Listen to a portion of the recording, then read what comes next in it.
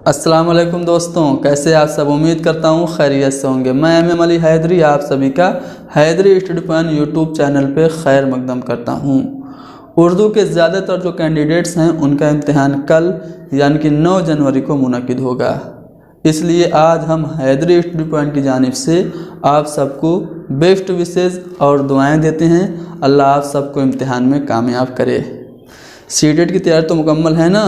अरे बिल्कुल मुकम्मल है, क्योंकि सीटेट के उर्दू के सिलेबस के मुताबिक हैदरी स्टडी पॉइंट की जानिब से A to Z मुकम्मल कोर्स, प्रैक्टिस सेट और 3 मैराथन क्लासेस आप लोगों को प्रोवाइड कराई जा चुकी है।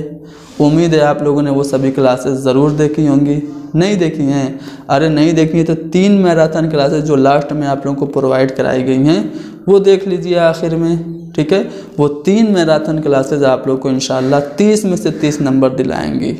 जी हाँ, तो जाइए बेफिक्र होकर, मुतमईन होकर, इत्मीनान से अच्छे से पेपर दीजिएगा।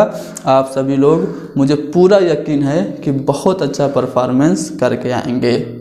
और आएंगे तो उर्दू के कुछ सवालात को अपने ज़हन में बैठा के आएंगे और हमें इन्फॉर्म करेंगे, हमें बताएंगे, चाहे कमेंट के ज़रिए या फिर आप टेलीग्राम पे मैसेज करके हमें सवालात बता देंगे।